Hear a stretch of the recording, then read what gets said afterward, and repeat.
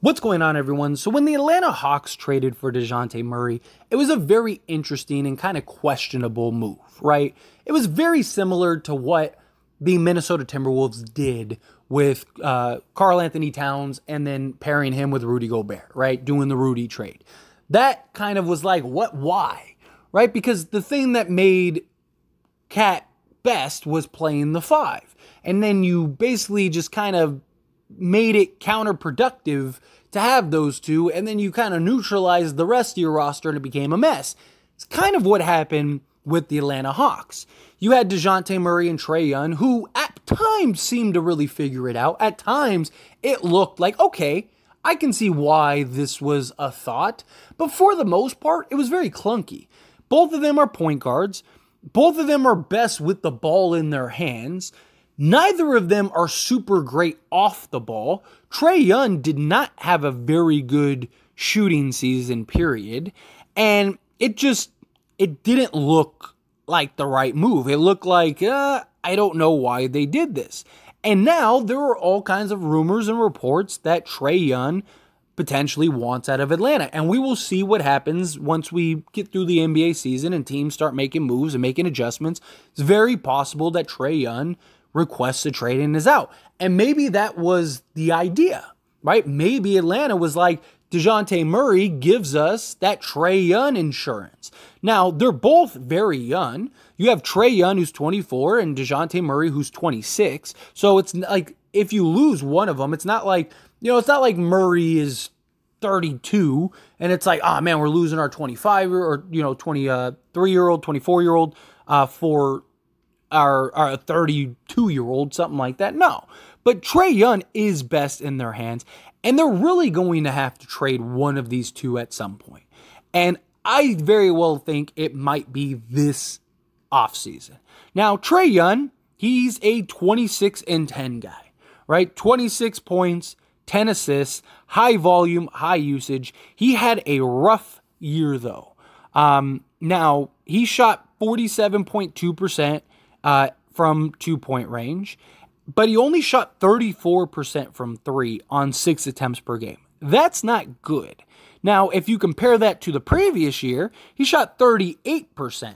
That was probably the thinking as well, of like, oh, we could get Dejounte Murray, have him be another ball handler and playmaker. We have these shooters. We have all this talent around him. Trae Young can play off the ball more. He's a 40% or 38% three-point shooter. There we go, right? Now he can, spot up, knock down some shots, and you got Murray. It also gives him a different look. Murray's got a little bigger, a little longer, likes to finish at the rim, that kind of thing. But again, it didn't really play out that way. But you have, on one hand, a 26-10 24-year-old, and then you have a 20.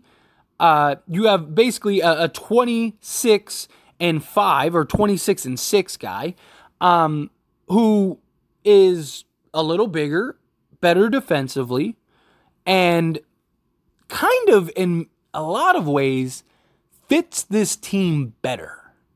He really does, right? Like, when you look at the roster and you kind of piece it together, you're like, this team kind of suits what Murray has, right? His ability to get to the basket, drive, kick out to shooters, throw lob passes, his ability to shoot and be a three-level scorer. This is a guy that, shot 34.4% from three, so he's not like an elite three-point shooter, but on 5 attempts, he basically shot the same amount. He actually shot better from three than Trae Young did, and that's what Trae Young is known for. And then he shot 51% from two. So this season, he was actually better offensively than Trae Young was. He doesn't give you 10 assists per game, but he gives you more rebounds, better defender, got better size, all of those things. Trae Young is the piece that you would get and yield the biggest return for, right? Like, Trae Young's the guy that if you put on the market right now, you'll probably get a nice return. I don't think you're going to get some crazy, insane superstar package because he does have a lot of flaws. And how many teams are looking at him and going, he's the missing piece. But I do think Trae Young makes the most sense for Atlanta to trade. Like, if Atlanta was going to trade either of them, I actually think you trade Trae Young. And now, a lot of Atlanta fans might feel otherwise, right? A lot of Atlanta fans are probably thinking, like, no way, you do not trade Trae Young.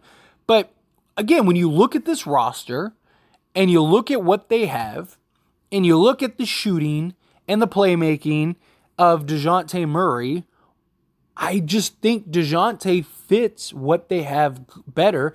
And now you could get some more depth and maybe even a couple blue chip guys in exchange for Trae Young. And you might have a legit contender, or at least a team that is better than they can't be worse than they were this year. And this is now 2 years in a row, even with Dejounte Murray, even with adding Dejounte Murray. I mean, if you have, say, Dejounte Murray, you have, say, Bogdan, Hunter, and then Clint Capella and John Collins, you got the shooting, you got the defense, you got the size, you got the athleticism, you got Dejounte who can drive, get to the basket, and kick out. Like, I think Trae Young also yields the biggest package. They traded a bag of peanuts for Dejounte Murray, primarily because they were a beneficiary of the moment, right? Because Spurs wanted to basically blow it up to try to go get Victor Wembanyama, and credit them, they went and got Victor Wembanyama. So there you go. And so it worked out. I mean, Spurs are the big winner of that trade, without a doubt.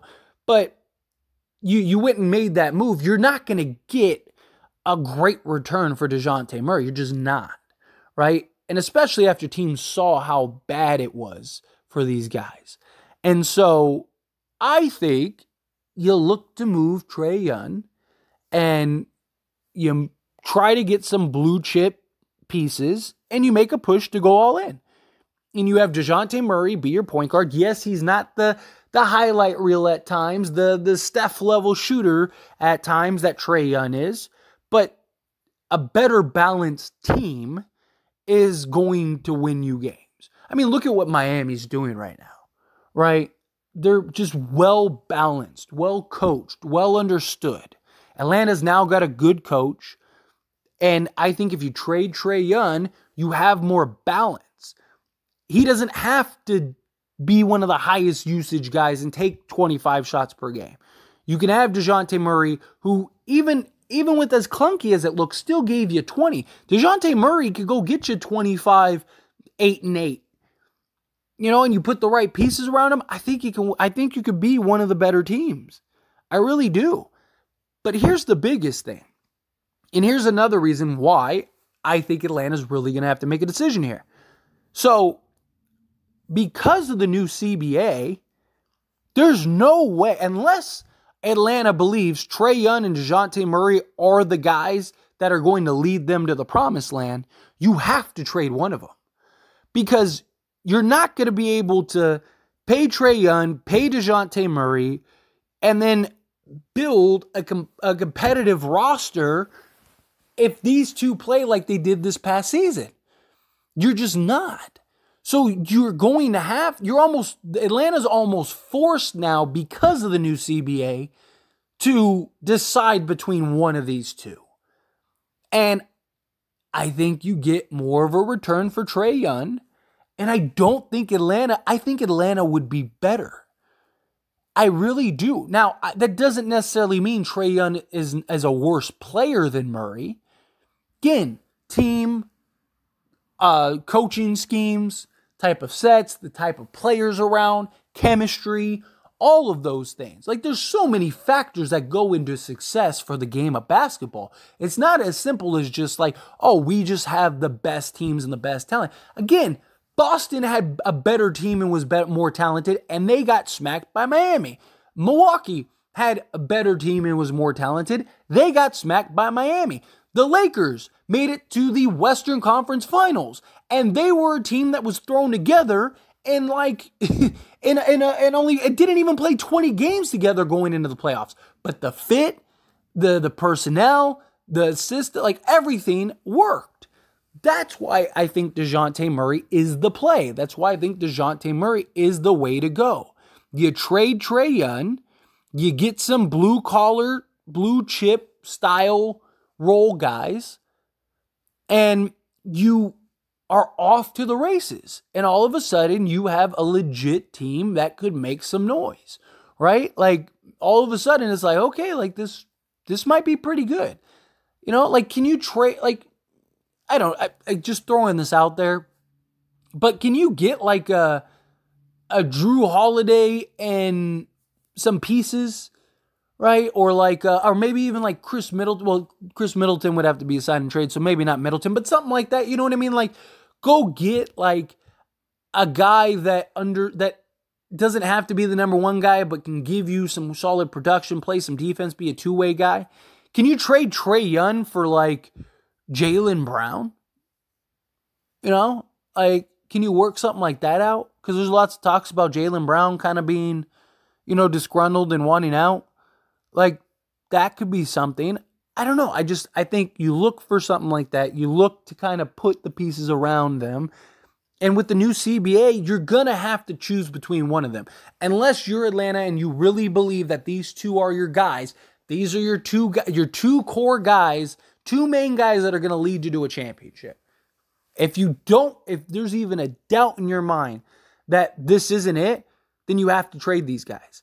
Because of the new CBA, that is going to be the standard. It's going to be probably one super duper star and a bunch of blue chip role guys, or it's going to be 2 stars and, you know, 1 or 2 blue chip guys, and then some quality just rotation guys. You know, guys that can just come in and kind of do the dirty work, right? That's what the NBA is looking to turn into. That's what the NBA is looking to become. And so if you're Atlanta, there's just no way you can keep both of them. Now, maybe you don't have to do it this offseason. Maybe you try to run it back one more time and, you know, see how it works. But I just don't think it happens. And here's the thing. I think Atlanta will try to trade John Collins and trade several other pieces first. I do. I don't think that's the right play. I think you're almost better off keeping John Collins and keeping the team exactly how you are. Trade Trae Young and try to go get either a couple, like 2 blue chip rotation guys, role players, or go get, you know, another like star or second, you know, all-star type guy, a guy that can be, you know, a second or a scorer, and kind of let Dejounte Murray run the point, and then there you go. That's what I think they should do. But anyway, as always, this is a discussion, so I pass the question on you. Let me know your thoughts and opinions down in the comments below. What do you think? Do you agree with me? Disagree with me? However you feel, whatever your thoughts are, I'd love to hear it. So let me know down in the comment section below.